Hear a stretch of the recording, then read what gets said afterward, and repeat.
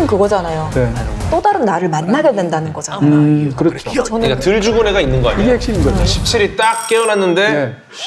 하지마. 아니 17이 이렇게 더 플랫폼이라는 일종의 수직 감옥이라는 거예요. 재밌는 것은 위로부터 가운데가 뻥 뚫려 있는데 거대한 식탁이 있고요. 그 식탁이 1층부터 시작해서 한 층씩 내려와요. 들어가는 사람들은 계약을 하고요. 여기서 먹고 싶은 음식이 뭔지를 한 가지만 말할 수 있고. 내가 먹고 싶은 거 하나는 있었으면 좋겠다. 그게 뭐예요? 야채 주스요. 야채 주스. 야채 주스는 내가 볼 때 300층까지 가. 아무도 안 먹어. 그거는 드세요. 아니, 아니 이분은 만약에 가게 되면 룸메이트 좀 해도 돼. 저층으로 내려주세요.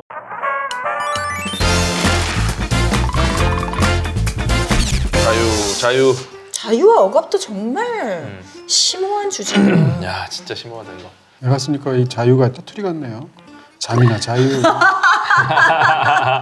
미키 세븐틴을 예. 유일하게 보신 분이죠. 터미네이터, 웨스트월드, 원더플랜드. 오늘의 주제 자유와 억압입니다. 네. 이 주제로 이야기를 하려면 우리 라플 위클리를 밥 친구로 틀어놓고 보시는 분들이 많은데 디저트까지 다 주문을 하셔야 되지 않을까. 너무 얼마나 어려워. 많은 이야기들이 쏟아질까 하는 정말. 생각이 들거든요. 두 분이 생각하는 자유의 정의? 우린 정의 중독이니까 네. 자유의 정의가 어떤 거예요? 이게 참 자유라는 말을 우리는 자유로 번역하지만 보통 일반적으로 영어로 프리덤이 있고 리버티가 있다고 했을 때 둘 다 자유로 번역하잖아요. 이걸 둘 다 자유로 번역한 건 일본 사람들이 그렇게 번역해서이거든요. 그러니까 우리가 지금 쓰고 있는 많은 서구에서 온 개념들을 한자로 쓰고 있는 말들, 사회, 개인, 존재 이런 건 다 일본 사람들이 만든 번역어란 말이에요. 네. 일반적으로 한자에서 옛날에 자유라는 말을 쓸 때는 그냥 제멋대로라는 뜻으로 많이 썼거든요. 약간 부정적인 의미로. 근데 그것을 이제 일본에서 번역을 하는데 처음 번역할 때는 어떤 사람은 자유로 번역할 수 있고 리버티를 어떤 사람은 자제로 번역했어요. 자제? 예, 존재할 때 제. 오. 네, 있을 제자를 써서 스스로 있다라는 의미로. 또 어떤 사람은 자주로 번역했어요, 리버티를. 자주는 스스로 주인이 된다. 다 그럴듯하잖아요. 이런 말들이 이제 서로 각축을 하다가 어느 시기가 되면 이렇게 수렴이 되겠죠. 그러면서 이제 다 자유를 쓰게 된 거거든요. 이런 사정들이 있단 말이에요. 이러다 보니까 어떻게 생각하면 동양 입장에서는 서구에처럼 그렇게 발달된 어떤 민주주의의 절차를 밟으면서 오게 되는 뭐 개인의 인권이나 뭐 계몽주의 어떤 영향으로서 확립되게 된 그런 여러 가지 것들이 있잖아요. 이런 역사가 없이 개념이 수입된 거잖아요. 이러다 보니까 상대적으로 활용하는 데 있어서 혼동 같은 게 굉장히 많죠. 일반적으로 프리덤은 자연 상태에서의 자유, 네. 그 다음에 리버티라는 것은 약간 좀 정치적이면서 철학적인 의미에서의 사회적인 의미에서의 자유. 아니, 쉽게 생각하면은 네. 자유라는 건 선택의 자유가 좀 심플하잖아요. 네. 재밌는 건 과학에서는 네. 자유란 실제 하는가라는 질문을 해요. 네. 오늘 점심 메뉴 본인이 자유롭게 난- 정하신 거예요? 그렇지 않아요. 뭔가 그 공간적인 제약에 따라서 시간적인 제약에 따라서 선택을 하잖아요. 그럼 예를 들어 아무 제약 없다. 원하는 대로 무엇이든 먹어라. 네. 돈을 다 주고 시간도 무제한 어디든 갈 수 있는 이동수단이 있어. 네. 자유로운 겁니까? 그렇게 기회를 주면 예를 들어 뭘 고를 거예요? 그렇게. 자유롭냐고요? 네, 예를 들어 뭘 드실 거예요? 그러면 안 먹고 자고 싶어요. 그거는 자유로운 겁니까? 그 선택조차도 자유롭지 않다라는 게 과학에서의 입장일 수 있어요. 우리는 보통 자유할 때 원하는 대로 선택한다라는 거잖아요. 근데 이게 신경과학적으로는 그것이 이미 뇌에서 결정이 나 있다. 벤자민 리벳이라는 신경과학자입니다. 이분이 원래 처음에 궁금했던 건 그거였어요. 머릿속에서 어떤 선택을 내리고 그다음 우리가 행동을 하지 않습니까? 이게 내 선택인 거잖아. 자유. 근데 머릿속에서 내리는 선택과 행동하는 데까지 걸리는 시간이 얼마나 될까? 요거를 이제 실험을 했단 말이죠. 그래서 버튼을 하나 주고 이제 이렇게 보고 있다가 머릿속으로 버튼을 눌러야지라고 생각한 그 시점을 이제 기록을 해요. 그 다음에 실제 누르는 순간 기록이 되겠죠. 그거를 이제 체크를 합니다. 근데 재밌는 게 눌러야지라고 생각하기 전에 뇌에서 이미 신호가 시작됐어. 뇌를 딱 분석했더니 이 사람이 아직 누르려는 생각을 안 했어. 근데 뇌가 이미 누를 준비를 하고 있습니다. 도대체 지금 이건 뭐냐? 이 사람이 아직 선택을 하지도 않았는데 뇌가 이미 준비를 하고 있는 건 뭐냐? 그래갖고 요거를 이제 후속 연구를 누가 하냐? 존 딜런 헤인즈라는 박사 연구팀이 합니다. 네. 그러니까 오차범위일 수 있다. 사실은 네가 결정한 건데 실험상의 오차 때문에 그런 거다. 심지어 이 사람은 실험을 좀 더 복잡하게 해서 버튼 2개를 놔요. 10초 후에 A 버튼 누르겠는데? 그럼 정말 10초 후에 A 버튼 눌러야지. 자기는 내가 했다고 믿지만 이미 밖에서는 알고 있는 거예요. 쉽게 말해서 이거예요. 예를 들어서 저랑 우리 현모님하고 가위바위보를 하는데 가위만 내요. 알았어요. 가위바위보, 가위바위보, 가위바위보. 이거 보면은 지금 본인의 의지로 가위 내신 게 아니죠. 내라고 하니까 되지. 그죠? 만약에 제가 10초 전에 뭘 낼지를 알고 있잖아요. 100판, 200판, 1000판을 제가 다 이길 거예요. 그러니까 어쩌면 모든 행동이 이렇게 정해져 있는 거 아니냐? 과학이 우리 생각을 읽을 수 있다면이라는 존 딜런 헤인즈 박사님 책입니다. 재밌겠다. 이 책이 나와서 너무 재밌는 거예요. 그렇다고 자유주가 없다라고 말할 수는 없고, 근데 이런 되게 재밌는 결과가 있었다. 우리는 이미 정해진 무언가를 딱 탑재를 했어요, 하드웨어를. 여기는 회로가 그렇게 돼 있어요. 근데 이거를 우리가 자라면서 커가면서 학습하고 바뀌면서 이 구조가 어느 정도의 가변성을 갖는다. 네, 그렇게 해가지고 일종의 그 변화하는 뇌 덕분에 일부 자율성을 갖게 되는 거 아니냐. 그런 또 측면도 있더라고요. 그거를 바로 하고 있는 게 요즘 AI잖아요. 네, 인공지능이 이 사람이 이때쯤 되면 뭐가 예측. 먹고 싶을 것이다, 맞아요, 뭐를 맞아요, 사고 맞아요. 싶어 할 것이다, 뭐를 듣고 싶어 할 것이다를 다 데이터를 통해서 예측을 해서 알려주고 팝업을 띄워주니까 아, 내가 마침 먹고 싶었다. 사실은 그걸 보기 전까지 먹고 싶었던 게 아닐 수도 있는데 내가 자유의지로 선택하는 것처럼 착각할 수도 있죠. 근데 이것도 맞죠. 이 분야가 뉴로 마케팅이거든요. 그래서 우리가 선택하는 행위가 사실은 굉장히 복잡한 마케팅의 결과로 우리한테 영향을 준 거예요. 그렇죠. 이것 자체가 과연 나의 자유냐 아니면 어떤 기업의 영향을 통해서 도출되는 결과물이냐.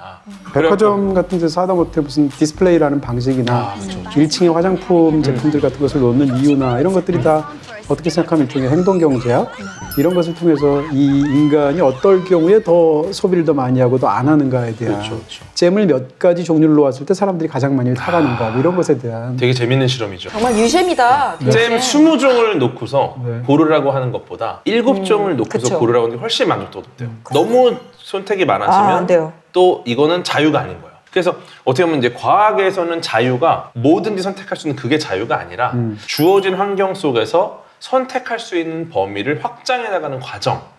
요렇게 보는 측면도 있다고 해요.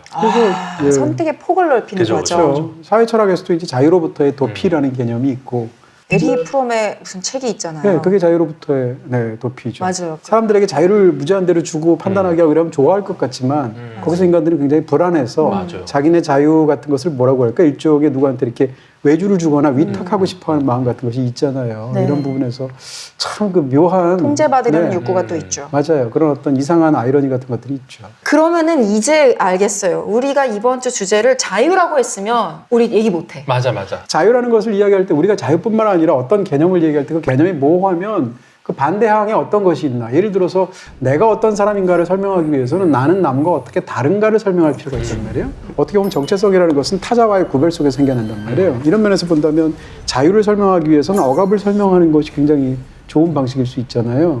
그러니까 제가 생각하는 억압의 시작은 네. 한정된 자원 때문이 아닌가. 사실 거기서부터 시작을 합니다. 아, 그죠. 뭐 매드맥스 같은 경우도 사실은 지금은 완전 사막화된 세상인데 한정된 자원을 독점하고 있는 누군가 절대적인 군주로부터 탈출하는 과정이니까 이들이 찾아서 헤매는 그 목적지가 어디냐? 정말 모든 것이 갖춰진 완전히 새로운 세계. 정말 물도 충분하고 생명체가 먹고 살 수 있는 뭔가를 키워낼 수 있는 비옥한 그런 환경이잖아요. 그거 보면 결국은 한정된 자원 때문에 이런 일이 벌어지지 않나. 이 매드맥스의 전체 세계관을 그리면 이렇게 세 군데 정도의 권력이 있단 말이에요. 하나는 시타델이라는 곳이 있고 바로 임머탄이 지배하고 있는 이거 그렇죠.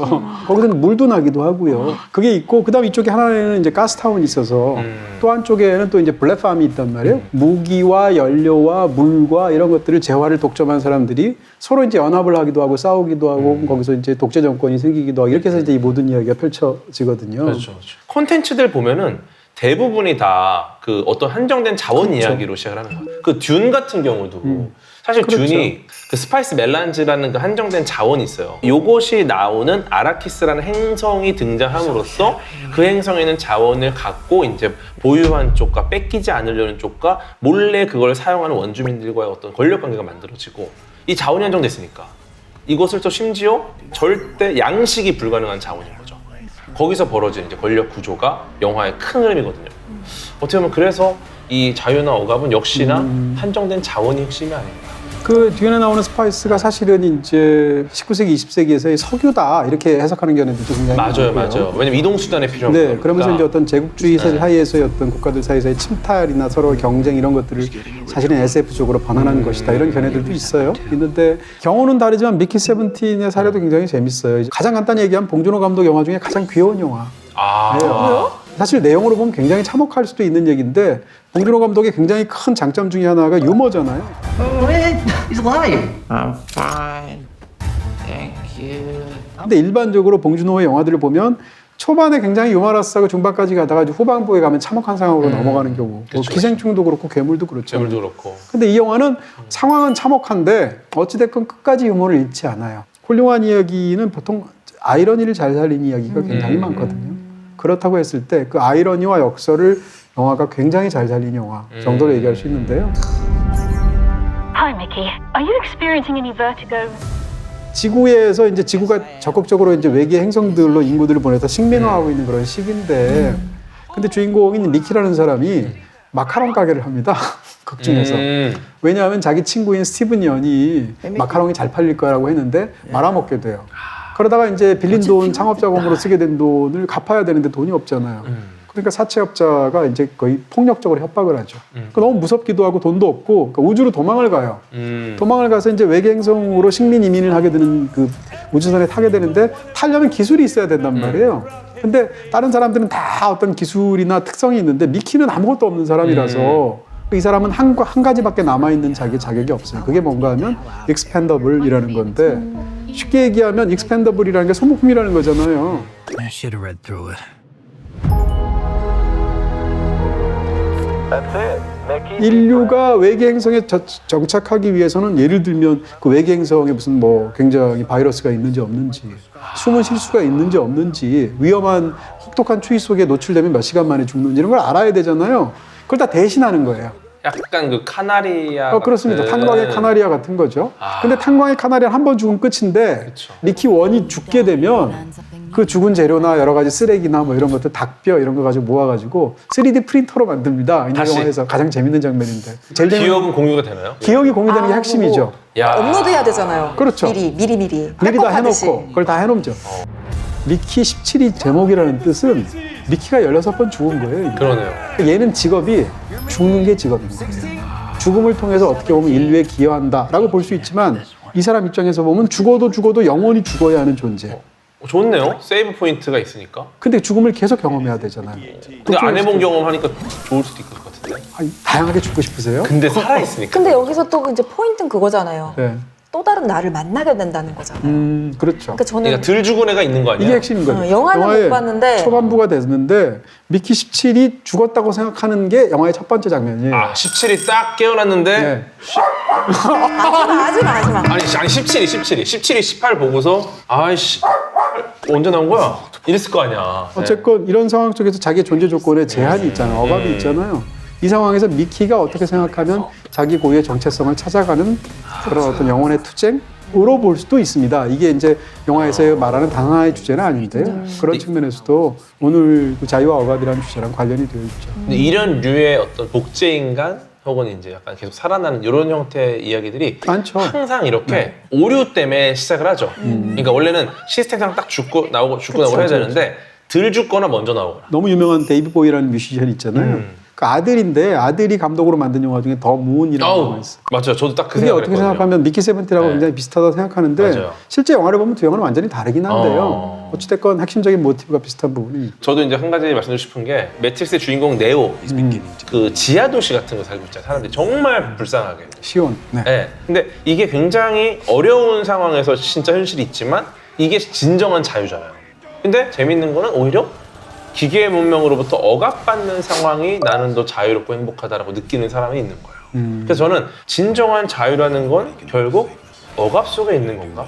억압이 없다면 우리는 자유라는 경계를 이해하지 못하는 걸까? 오늘 입고 온 옷이 파란 옷이어서 그럼 빨간 약, 파란 약 하면 파란 약을 선택할 수도 있다. 저는 시뮬레이션 좋아합니다. 저는 조금 다른 건데 너무 오랜 시간 통제를 경험하고 억압을 경험하면 자유를 다룰 줄을 몰라지잖아요. 그렇죠. 그러니까 길들여지는 거죠. 그게 나온 영화가 쇼생크 탈출인 것 같아요. 그 쇼생크에서 나가게 되는데 나가가지고 뭘 해야 될지 몰라요.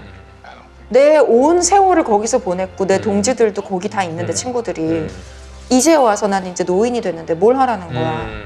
나는 여기서 제도화된 사람이야. 그냥 40년을 지내다가 나오는데 이제 그거를 주인공이 희망의 부시를 다시 키워주죠.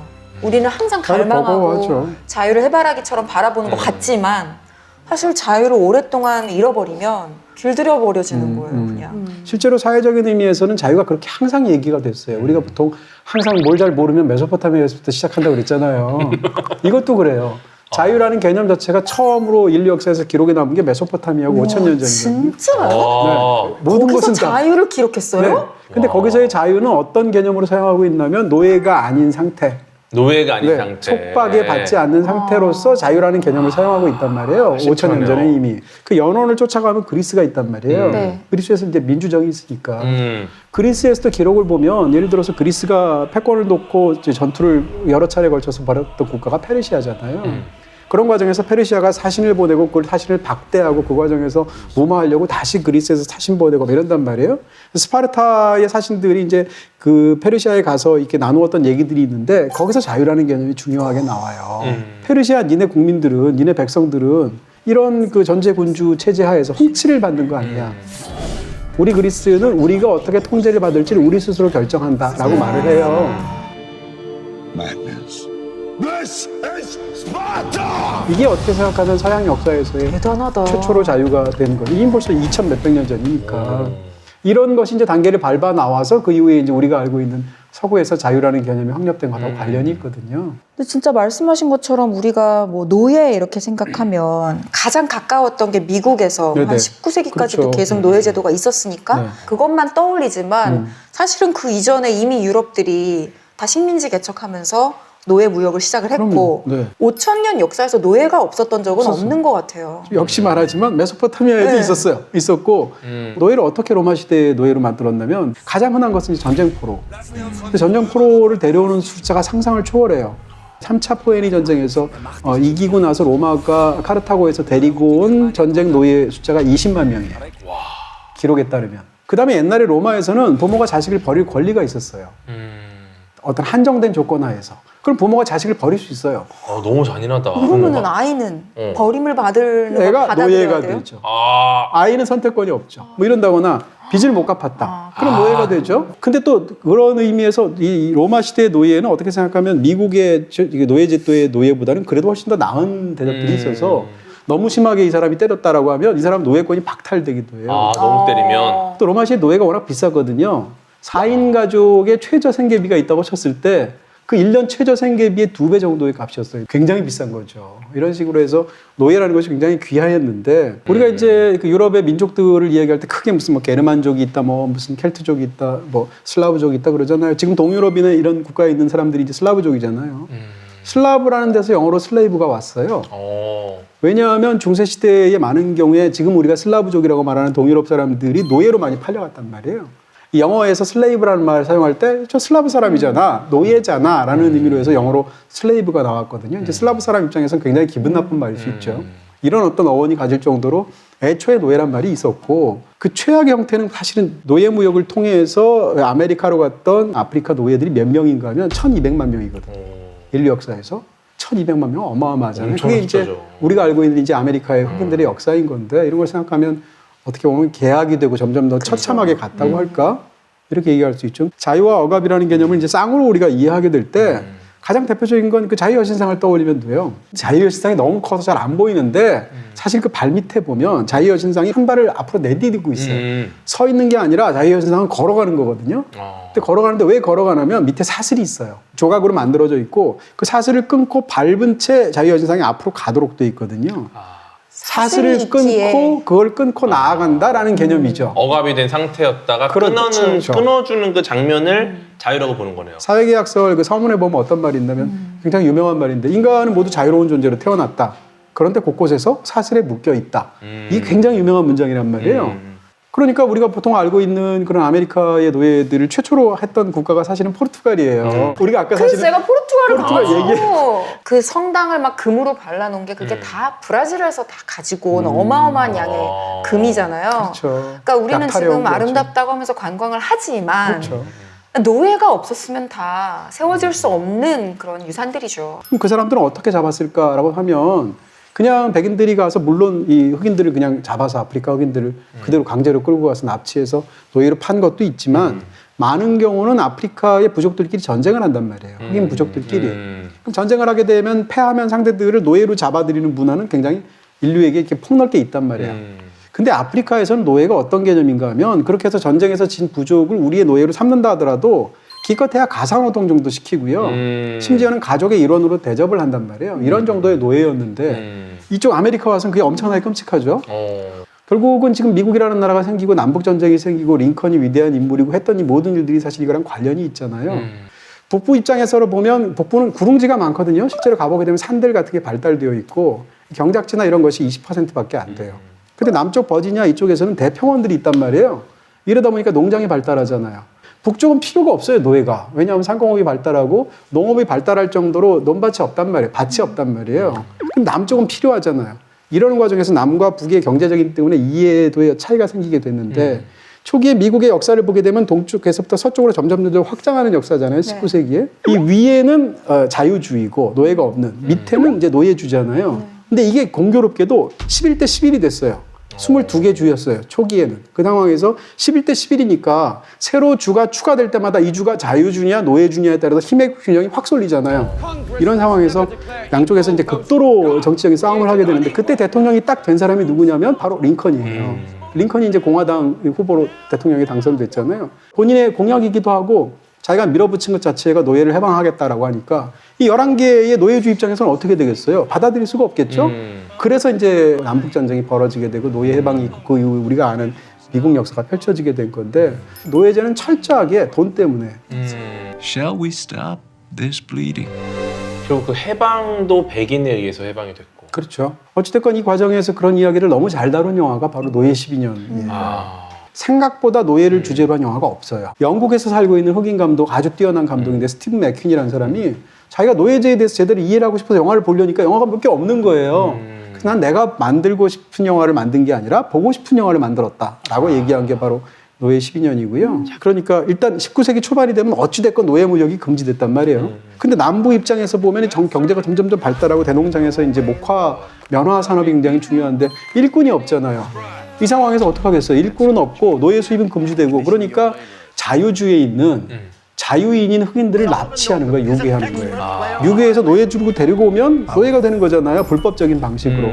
그 얘기를 다루고 있는 게 노예 12년이고 실존한 인물이에요. 솔로몬 노섭이라는 사람인데 실제로는 이 솔로몬 노섭이 12년 동안 노예로 있다가 가까스로 이제 구출이 돼서 북쪽으로 가서 그 이후에는 노예 해방 운동을 이 사람이 굉장히 인권 운동가예요. 그럼 솔로몬 노섭을 다루기 위해서는 그걸 또 드라마틱하게 묘사할 수 있잖아요. 영화는 그걸 하나도 묘사 안 하고요. 제목이 노예 12년인데 말 그대로 딱 구출되면서 끝나거든요. 그러니까 영화에서는 오로지 자유로운 사람이 노예가 되어서 12년 동안 무조건 견디는 것밖에 없어요. 그 고통을. 그 고통스러운 그 12년의 견딤을 고스란히 이 전달하는 방식으로 영화를 만들었어요. I was a free man. I'm not a slave. 노예 12년 얘기를 들으니까 그 약속의 네버랜드라는 만화가 있어요. 너무너무 화목한 어떤 마을이 있어요. 이 마을에는 엄마 역할을 하는 엄마가 한 명 있고요.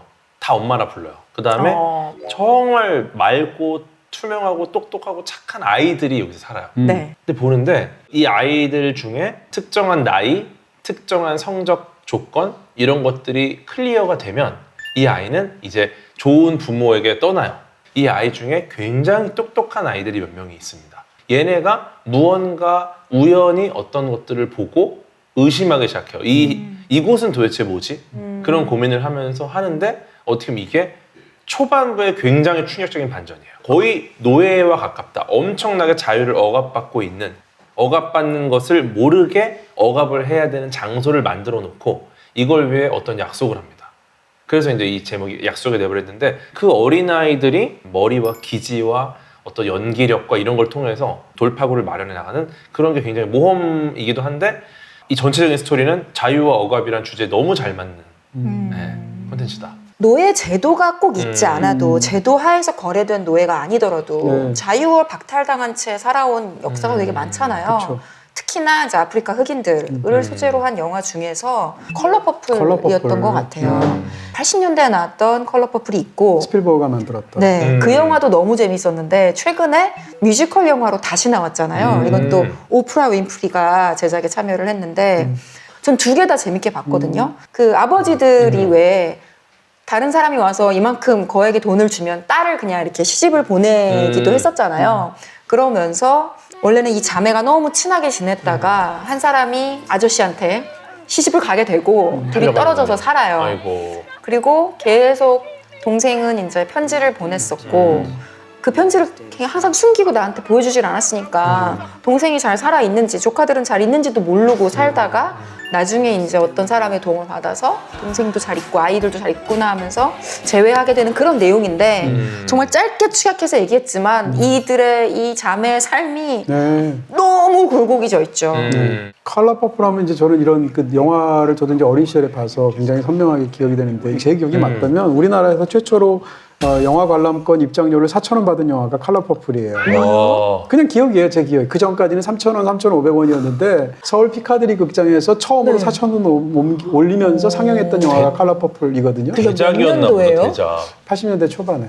스티븐 스필버그라서? 아마 그런 것도 있을 거예요. 그 당시에 또 스필버그의 인기도 인기고 이게 또 아카데미 11개 부문에 이제 후보로 올랐다고 하는데 그럼 이 정도면 이제 사실은 거의 휩쓸어야 되거든요. 다 보고 싶잖아요. 네, 하나도 못 받았거든요. 바로 이래서 이제 스티븐 스필버그가 아카데미 컴플렉스가 생겨요. 이제 스필버그 입장에서는 그 이전에 컬러 퍼플 만들기 전에 E.T.도 성공했죠, 조스도 성공했죠. 이미 흥행의 제왕이 돼서 이제는 이제 컬러 퍼플을 통해서 와 예술 영화 이렇게 감동적인 영화까지 잘 만드는 진정한 영화의 왕 이런 것을 이제 너무 야심찬 사람이 받고 싶었는데 11개 부문 후보에 올라서 하나도 못 받았으니까 그래서 이 사람이 이제 그에 대해서 이제 굉장히 치명타를 자존심에 상처를 받게 되고 이게 해결이 되는 게 10년 뒤에 쉰들러 리스트예요. 거기서 이제 감독상을 받는다거나 작품상을 받았으니까 노예제도 노예제인데 그 직접적인 노예라고 말할 수는 없지만 그 유사하게 볼 수 있는 굉장히 끔찍한 사례가 이제 사르키 바트만이라는 여성이 있어요. 이 사르키 바트만은 요즘으로 치면 남아프리카 공화국 지역에 살았던 케이프타운 근처에 살았던 네. 흑인 여성이에요. 이제 코이코이족이 이제 그 토착 원주민들인데 본인이 18살 때 약혼을 했어요. 약혼을 했는데 거기를 이제 백인 이 약탈꾼들이 침입을 해서 학살을 벌여가지고 자기의 약혼자가 죽고 아버지가 죽어요. 그래서 혼자만 남게 된 거예요. 그 상황에서 이 여성이 살아남기 위해서 이제 하녀로 어딘가에 들어가서 일을 하게 되는데 그 주인이 영국으로 그녀를 불법적인 방식으로 데려가요. 데려가서 어디다 팔아넘기게 되냐면 아까 제가 썼는데 프릭쇼라는 데 팔아넘기게 되거든요. 이 여성을 네. 무슨 어디 서커스 같은 데 보낸 거예요? 그런 거죠. 그러니까 프릭쇼가 어떤 건가 하면 예를 들면 진귀한 동물들 위대한 쇼맨 거기 나오죠. 맞아요. 네. 그런 위대한 게 쇼맨. 사실은 이 여성은 그냥 흑인으로서의 어떤 특색이 있을 뿐인데 피부색이 다르다는 거. 그렇죠. 그래서 흑인들을 일종의 열등한 몸을 가진 존재로 보는 거죠. 아이고. 그렇게 해서 그 이제 전시를 했단 말이에요. 전시를 하게 되고 무대에 올리기 하고 노래 부르기 하고 했는데 이 사르키 바트만이 약간 이제 병을 앓아가지고 둔부가 컸단 말이에요. 그리고 또 이제 가슴이 크고 이런 건데 이것을 이제 놀리는 거죠. 일부러 에로틱하게. 그래서 별명을 뭐라고 붙이면서 프릭쇼에서 광고를 했냐면 호텐토트의 비너스라고 해서 그 사람을 팔았단 말이에요. 호텐토트라는 것은 아까 말씀드렸던 아프리카 코이코이족을 비칭으로 쓰는 멸칭으로 쓰는 이 보호족들의 말이었거든요. 그러니까 호텐토트도 비칭인데다가 거기다가 이제 비너스 말을 일부러 붙여서 그녀의 둔부나 가슴 같은 것을 구경거리로 만든 거예요. 그러다가 소유주 중에 한 명이 죽게 되니까 나머지 한 소유주가 이번에는 프랑스에 팔아요. 프랑스 파리로 가서 어디에 팔려갔냐면 자연사 박물관에 팔려가거든요. 오, 사람을. 자연사 박물관에 팔려가서 거기서 이 프랑스에서 인간에 대해서 연구하는 학자들 앞에서 옷을 다 벗은 채 자기 몸을 연구 대상으로 계속 제공을 하는 일을 했어요. 그러다가 본인 스스로가 과로이기도 하고 향수병에 걸리기도 하고 해서 26살에 죽습니다. 죽게 되는데 죽고 나니까 어떻게 하냐면 이 코이코이족 여성에 대한 또는 남성에 대한 성적인 편견들이 백인들이 갖고 있었어요. 예를 들어서 코이코이족 남성들은 고환이 하나밖에 없다라고 믿었어요. 백인들이 당시에 그런 편견이 있었어요. 혹은 코이코이족의 여성은 생식기가 비대하게 크다라는 어떤 편견이 있었어요. 실제로 그런지를 이제 관찰을 했던 것이고요. 죽고 나서는 생식기만 도려내요. 그래서 그것을 표본으로 삼아요. 아이고. 그리고 뼈 같은 걸 다 발라내고 박제로 해요. 그렇게 해서 인간을 그대로 전시를 했던 게 1974년도까지 그랬거든요. 너무 최근이잖아요. 그렇죠. 너무 최근이죠. 그리고 나서 20년 뒤에 이제 만델라가 집권하게 됐을 때 남아프리카로 그 유해가 마침내 프랑스에서 가게 되는데, 그러니까 이 사르키 마트만을 사실상 동물 취급한 거잖아요. 그렇죠. 가장 비극적인 건데 이게 영화로도 만들어졌어요. 가장 따뜻한 색 블루라는 영화 있잖아요. 네. 그 만든 사람이 압델라티프 캐시시라는 프랑스 감독인데 네. 그 전에 만들었던 영화가 블랙 비너스라는 영화가 있어요. 바로 이 사르키 그건 못 마트만 봤어요. 얘기를 영화로 만든 거죠. 우리가 이제는 뭐 노예 제도가 없고 노예라는 개념은 없지만 일상생활에서는 많이 쓰는 것 같아요. 예를 들어서 뭐 나는 돈의 노예다, 뭐 자본주의의 노예다, 무슨 일의 노예다. 그런 식으로 생각하면 지금 우리도 자유가 없는 거잖아요. 뭐 돈을 벌기 위해서, 살아남기 위해서 노예처럼 일을 한다라고 표현을 하니까. 사기업에서 일한다, 뭐 공무원이다 이런 걸 뭐 산호, 공노 뭐 이렇게 우리들끼리 막 이야기를 하기도 하고. 미팅할 때도 노예팅도 하잖아요. 노예팅은 뭐죠? 노예팅 몰라요? 뭐요? 영화 비트 보시면 정우성을 노예로 사는 형식으로 해서 약간 그걸 코믹하게 담겨 얼굴이 너무 옛날 개념인 것 같아. 이거 영화에는- 되게 했던 거 아닙니까? 아니 내가 19세기 노예 얘기할 때는 옛날이라고 얘기 안 하다가 지금 내가 불과 20년 전 얘기를 하는데 그걸 노예라고. 너무 옛날 얘기 같은데. 아니야. 근데 최근에는 또 네. 과학기술이 발전하면서 예. 우리가 계속 감시를 당하는 것 같은, 우리에게 자유가 침범당하는 것 같은 느낌을 받을 때도 많아요. 아니 저는 좀 이런 질문 던지고 싶어요. 네. 그러니까 과학기술의 발전이 과연 자유에 도움이 되는가, 억압에 도움이 되는가. 그걸 다룬 영화가 이제 뭐 트루먼 쇼라든지 트루먼 쇼 같은 경우도 일반적인 누군가의 생애 주기를 전부 다 시청하잖아요. 온 국민들이 그걸 보고 즐기고 같이 웃고.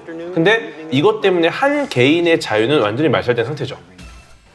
이게 자유롭지 않다는 것을 깨닫고 이거를 깨치기까지는 이 사람의 여러 가지 약한 점들, 예를 들면 뭐 배를 못 탄다던가 물을 무서워서 이런 것들이 다 작용을 하는 거니까 개인의 자유가 말살된다. D8 쇼 같은 경우는 시청률에 완전히 빠져든, 혹은 뭐 일부 비슷한 영화들이 뭐 일부 그 특권층에 대한 어떤 일종의 리워드 혜택처럼 이 모습들을 보여주는 거. 오징어 게임도 그런 측면이잖아요. 네. 지금 말씀하시니까 떠오른 네. 약간 SF 소설이 있는데 원더풀 랜드라는 소설이거든요. 그 더글라스 케네디가 쓴 건데, 예. 근데 미국이 지금도 굉장히 음. 분열이 심하잖아요. 결국은 이런 가치관이나 이념의 대립 때문에 나라가 둘로 쪼개지는 거예요. 원래 지금은 미합 중국인데 일부 지역이 빠져나가는 거죠. 근데 이 두 개의 나라가 서로 계속 온갖 첨단 과학기술을 동원해서 첩보전을 펼칠 거 아니에요. 그런데 이게 그렇게 될 수도 있겠다라는 생각이 들게 만들어요. 일단 보면. 뭐 그런 생각도 있죠. 예를 들어서 과학기술이 발전하면 기계가 인간을 지배할 수도 있을 거고, 인간이 기계를 지배할 수도 있을 거고.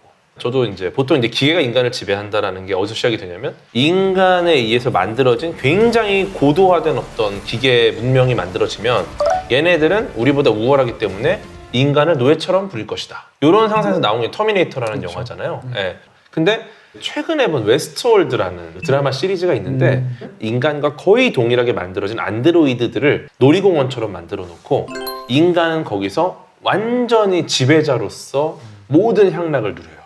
되게 충격적인 거죠. 예를 들어서 나는 평소에 꿈이 서부 시대에서 서부극의 무법자가 되는 게 꿈이다. 그러면은 로봇으로 만들어진 그 서부 시대의 사람들이 있고 그들이 이제 내가 주인공으로 되는 모든 일을 해줘요. 아무나 죽여도 문제가 없고 그들이 쏘는 총을 나는 한 발도 맞지 않아요.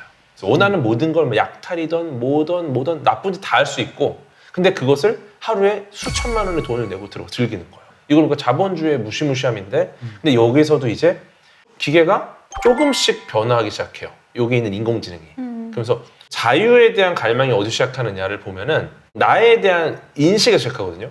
나에 대한 인식이 있어야 나의 생존 본능이 있어요. 예를 들어 나를 가둬놓고 뭐 제한된 먹을 것을 주고 그러면 우리는 자유가 바뀌어서 굉장히 괴롭단 말이죠. 그 이유가 내가 제대로 생존하기 어려운 환경이 돼버리는 거예요. 근데 과학기술의 발전이 이 한정된 자원을 늘려줘요. 뭐 식량난을 극복하게 만들어준다던가 과학기술의 발전이 어떤 자원을 늘려주는 형태가 있거든요, 많이. 그렇죠. 또 네. 뭐 공간 이동을 쉽게 해준다든가. 네, 이동 속도를 또 빠르게 해서 시간을 줄여주는 줄여주고 거니까. 시간이라는 자원도 아껴주고 또 이제 자동화나 공장 자동화 뭐 여러 시스템들이 우리 인적 자원을 또 굉장히 많이 대체를 해주기도 하고 네. 그런 측면에서 봤을 때는 과학기술은 분명히 자유에 도움이 된다. 네, 말씀하시니까 저는 생각나는 영화가 이제 더 플랫폼이라는 영화인데 의외로 많이 안 보셔서 굉장히 재밌고 충격적인 영화. 정말 저는 봤어요. 너무너무 재밌어요. 더 플랫폼이라는 일종의 수직 감옥이라는 거예요. 그런 수직 감옥이 있다라는 어떤 일종의 뭐 SF 영화라고 말할 수도 있을 것 같은데 이 수직 감옥에는 자기가 원해서 들어가기도 하고 무슨 어떤 죄를 경감받기 위해서 들어가기도 하고 이런 방식을 쓰게 되는데 재밌는 것은 위로부터 가운데가 뻥 뚫려 있는데 거대한 식탁이 있고요. 그 식탁이 1층부터 시작해서 한 층씩 내려와요. Lo que le sobra a los de arriba. 그러면 처음에 음식을 이제 0층에서 잘 차려가지고 내려보내면 1층 사람들은 진수성찬일 거 아니에요. 사람들이 먹고 싶어하는 거 온갖 거 다 있고 하니까 거기서 근사하게 먹겠죠. 배부르게. 먹고도 남을 정도로 엄청난 음식이 차려졌어요. 그럼 2층으로 내려가면 그 다음부터 남은 걸 먹기 시작. 이게 한 70층쯤 가면 어떻게 되겠습니까? 쓰레기 난장판이 될 거 아니에요. 막 먹다가 버린 거, 그쵸, 남은 거. 그러다가 이게 한 150층쯤 가고 200층쯤 가면 아사 직전 아니겠어요? 이 주인공은 이제 들어가면서 딱 처음 자리에서 깨보니까 자기가 48층이에요. 와 나쁘지 않아요. 괜찮아요. 포지셔닝 좋아요. 식사가 내려오는데 이미 48층에서는 난장판인 거죠. 아, 근데 음식이 내려오자마자 난장판 안 먹고 싶죠. 근데 자기의 그 또 다른 그 재소자인 동료로 추정되는 그 할아버지는 미친 듯이 먹기 시작하는 거죠. 들어가는 사람들은 계약을 하고요. 계약을 할 때의 조건은 딱 두 가지인데 하나는 여기서 먹고 싶은 음식이 뭔지를 한 가지만 말할 수 있고 아 이거 내가 먹고 싶은 거 하나는 있었으면 좋겠다. 그게 뭐예요? 야채 주스요. 야채 주스. 야채 주스는 내가 볼 때 300층까지 가. 아무도 안 먹어. 그거는 드세요. 경쟁자가 아니어서. 아니 이분은 만약에 가게 되면 룸메이트 좀 해도 돼. 저층으로 내려주세요. 그다음에 한 가지 물건만 가져갈 수 있어요. 주인공은 돈키호테 책을 갖고 가는데요. 약하다. 네. 너무 지식인이야, 그렇죠? 네. 핸드폰 가져갈 수 있어요? 아마 안 되겠죠. 잘은 태블릿. 모르지만 태블릿. 안 될 거야 그런 거. 근데 한 층마다 2명이 이제 재소자로 있다고 그랬는데 이 사람이 깨어났을 때 상대방 재소자는 칼을 갖고 있죠. 그러면 이제 여러 가지 일들이 벌어지는데요. 규칙이 한 달이 지나면 층이 무작위로 바뀝니다. 아 랜덤이야. 랜덤이에요. 그래서 한 달이 지나고 나니까 딱 눈을 아침에 떠보니까 이번엔 171층으로 갔네. 처음엔 48층이었는데 상황이 어떻겠어요? 끔찍할 거 아니겠어요? 아사 직전일 텐데 171층에서 깨보니까 이 모든 원리를 알고 있는 자기의 동료인 재소자가 자기를 결박해 놓은 거죠. 이 주인공은. 나만 먹으려고. 왜냐하면 음식이 여기까지 안 내려오는 걸 아니까 이 사람의 살코기를 먹어요. 진짜.